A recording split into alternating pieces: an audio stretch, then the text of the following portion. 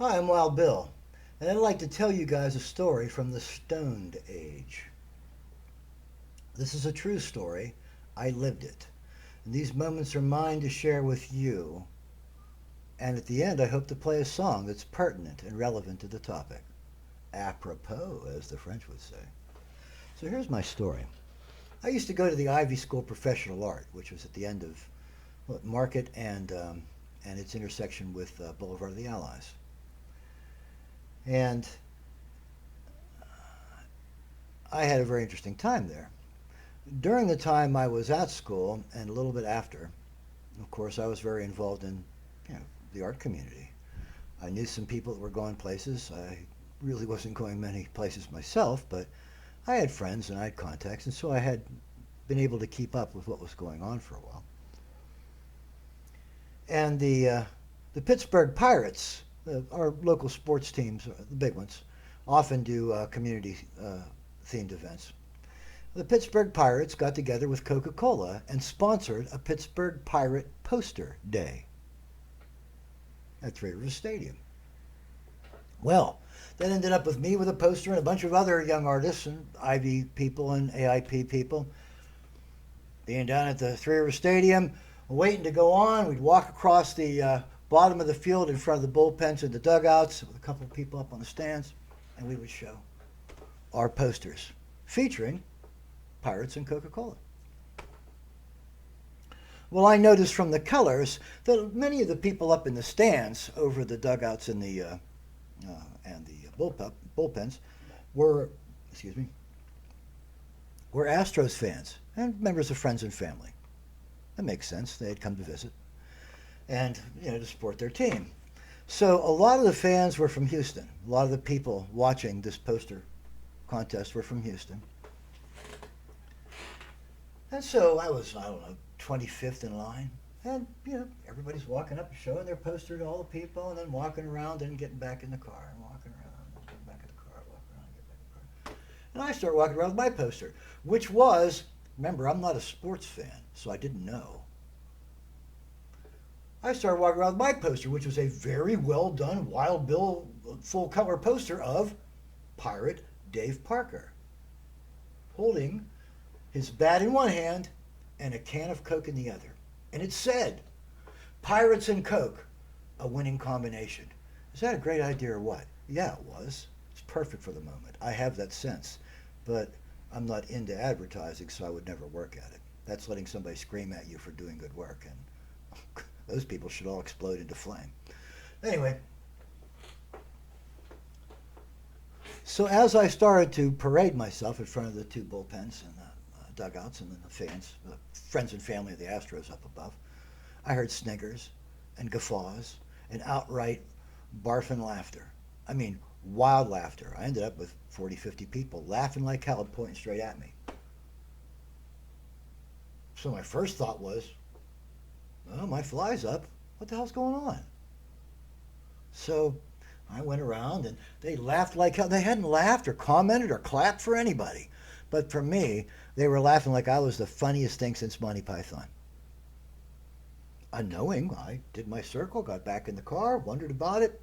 I went back to school or wherever I was going. I went back home after that. And it wasn't until years later that I heard about the scandal. From the New York Times. This is a report at the time, 1985, about Dave Parker being examined during his trial for cocaine possession, conspiracy to sell. Parker, who played for the Pirates from 73 to 83, when he signed as a free agent with the Reds, acknowledged under frequently intense questioning that he had used cocaine from 1976 to 1982. He also said he had made it possible for his primary supplier to get into the Pirates clubhouse at Three Rivers Stadium and to fly on the same plane with the Pirates when they traveled to other cities so drugs could be delivered to him and other players in those cities. The players who bought and used the drug at 1980 meetings he arranged, Parker said, included Dusty Baker, Darryl Thomas, and Steve Howe, who were with the Los Angeles Dodgers at the time, and Enos Carball and J.R. Richard, who were with the Houston Astros then. In addition, Parker said he introduced some of his teammates on the Pirates to a drug dealer and claimed to have used cocaine with 6 current and former members of the Pirates. There's an American story for you.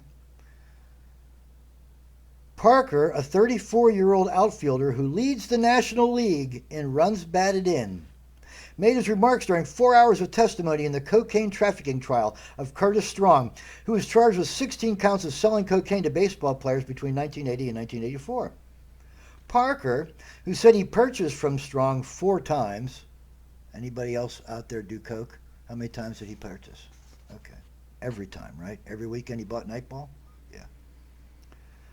Anyway, is the 6th player to testify against Strong, with all 6 receiving immunity from prosecution. That's called squealing. You're turning your buddies in so you don't go. But you're all part of the same black incident. Thanks. You deserve the jail time as much as anybody. Much of Parker's testimony focused on his drug dealings with people other than Strong and came under cross-examination by Strong's attorney, Adam Renfro Jr., who continued his attempts to discredit the government's witnesses by portraying them as junkies, which you are, you guys know. For example, Parker named Shelby Greer, a Pittsburgh man, as a, quote, personal friend and his, quote, primary supplier of cocaine. Greer, indicted along with Strong and 5 other men last May, was charged with 10 counts of cocaine distribution to players. He has pleaded not guilty, but his lawyer, John Zagari, said by telephone from his office in Pittsburgh yesterday that negotiations were underway that would probably lead to a guilty plea. True story. I'm not the only one telling it, but I'm telling it from my unique perspective. So why were the Astros laughing their asses off at my poster of Dave Parker saying Pirates and Coke a winning combination? Well, there you have it. And now a song. You take Sally and I'll take Sue. I ain't gonna tell you folks what we're gonna get up to. Cocaine running all around my brain.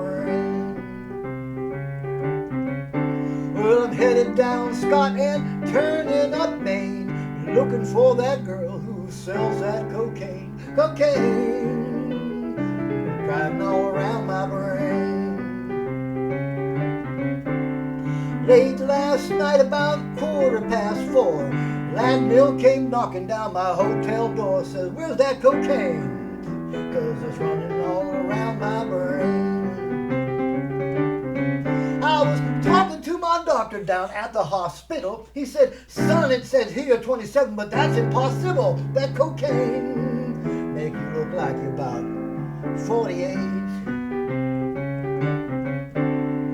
Now I'm losing touch with reality. I'm almost out of blow. It's such a fine line that I hate to see it go. Cocaine, it's running all around my brain.